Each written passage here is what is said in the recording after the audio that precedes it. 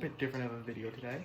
Not another paludarium build, but actually I'm going to show you guys what I keep in my collection. So right now I'm in this room and I'll show you all the pets in all these tanks. And because it's feeding day, I'll also show you me feeding them. Alright, let's get into this video. Alright, so the first thing you see when you walk in this room is this tank. This is a riparium build with the Serba Design logo.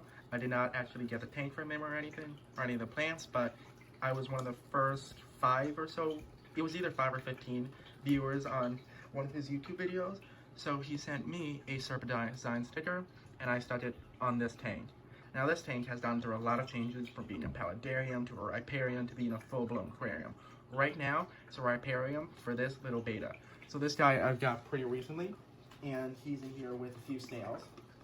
And the plants in this tank are, this plant here I don't actually know the name of, because it was just a random fish store. Out back, this plant here is an aluminum plant.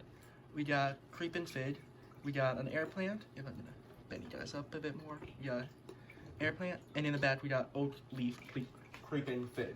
Very long name. But this tank has a sand bottom, and in the back I actually have a sock filled with fluval stratum to add fertilizer to the plants. So now I'm gonna give this guy a little food. I don't actually have a name for him at this moment because he is new. I've only actually had him for about a week. But he has a great personality. Every time I enter the room, he asks for food, of course. And he also likes swimming around the tank and jumping through the waterfall. And he loves this little pocket down here to hang out. So this is the first animal in this room. Alright, so my next tank is this 65-gallon paludarium. So now, as you can see, they are ready to be fed. Today is our feeding day, and they cannot wait. Sorry about the little reflection. The window's a little annoying in this room. But in this tank, I have 4 green anoles, 1 male, and the rest are females. They all like hanging up in that plant. This is a UVB bar that has UVB, and I also have an LED light. But in this tank, as you can see here, I also have 3 green tree frogs. Sorry, the tank's a little messy. It's a little hard to clean. But those are the guys on the land segment, as well as a house gecko who, let's see if I can get you guys to see him. Let's put the camera in.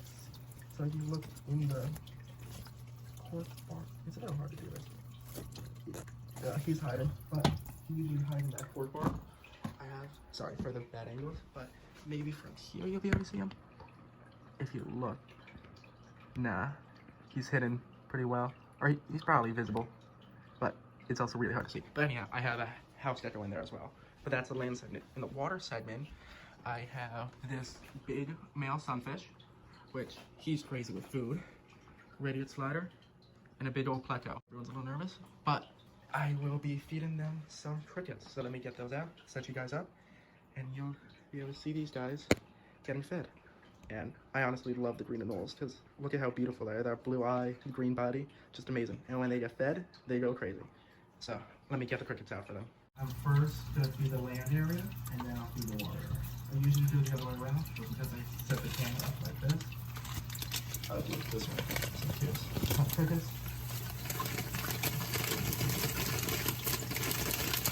I give them like probably between 40 and 60 about twice a week. Play them around.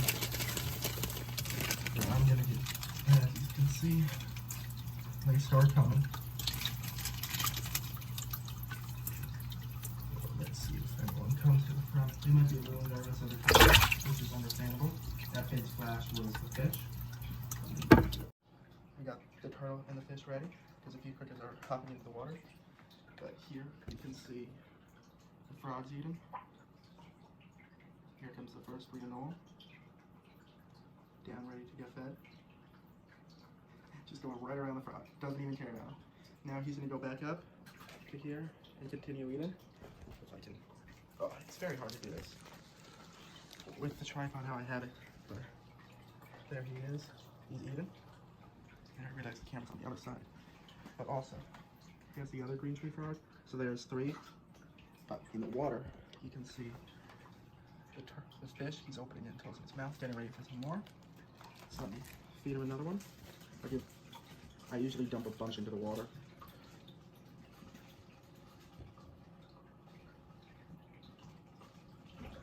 And there he goes, taking his bite. He only eats live crickets and whatever. He doesn't often eat anything else. I've tried fish food, he doesn't care for it. Turtle's a little nervous at the camera, but here he comes up, and he's gonna take one down. So you can see the anoles and stuff. They're still eating. Most of the guys have got one, and they're up here with crickets in their mouth. Ignore the fact that the leaves have poop on them. I clean them as often as I can, but they still always poop up there, because that's pretty much where they spend most of their time. But here's this guy with his cricket. Here's this guy, bright green. This bigger guy, the bigger guy I've had the longest. The smaller guy's not as long. Here comes the turtle Erskine. He's out looking for some more crickets to get. The fish is still hunted. But if you see, he might take one off. Here he goes. He's gonna grab that one on the line, and down he goes. But we have the big guy. One of the anoles up here, chomping there. We have the two frogs in the front here, and the one in the back. Two of these. That guy's a little slower of a grower, but he'll catch up soon. These two guys are bigger. This guy I've had the longest, and then the other two are more recent. But here's the turtle. He's got himself another cricket, chomping it down. Go back out, grab a few more. The turtle's really hard to keep anything with, because I can't keep any plants in there. These pothos are the only semi-aquatic plants I do keep, because he can't get to them that high. But any leaves he does, he eats. And all these plants are fine, even if he ate it, but he doesn't like to eat them. So these guys will continue eating, and I'll show you guys my next tank. Alright, so here's the third and final tank here. And in this tank, I have a crested gecko, 2 firebelly toads, and 2 firebelly newts, as well as all of these fish. So this tank is my longest bioactive tank, and it really only has these pothos, and that, if you can see, that little ficus bonsai tree. So I'm gonna feed these guys up. I do give crested gecko diet to the Cresty as well. I have it in Gatorade bottle caps. He gets those. I keep that full pretty much all the time. But for the other guys, they do need crickets, so I do add crickets, and the gecko gets a few of his own crickets as well. He'll come down and bite them up. Now these crickets, you may say, oh, they're a little too big, but that's why I do have the small ones as well. And when the crickets drown, they are often eaten by the newts and the fish. So it's nothing's getting lost in that tank. Now, I have a few extra crickets in the bag. I don't like overfeeding that tank. Just the other tank is fine to overfeed. But if you can see right in the middle, I'll bring you guys closer. Here is one of the firebelly toads. As you can see, they hide really well in this tank. They love the fact that it's black water and that there's so much pothos, because it can just easily hide in here. So I'll often not see them until I even feed them. The newts the same way. They are pretty aquatic at this point in their lives, so they're pretty much always in the water. But here you can see I have a bunch of tropical fish, and now I have these tropical fish at a lower temperature than really liked for them, but they all are doing great. I made sure to slowly acclimate them to a colder temperature. They're all very hardy fish, including Harlequin rasboras, Serpae tentras, and autocats, and a few guppies in here, but guppies always seem to get eaten by the frogs and the newts. But up here you can see the crested gecko. So as I said, or if I didn't say, this is a 35-gallon paludarium.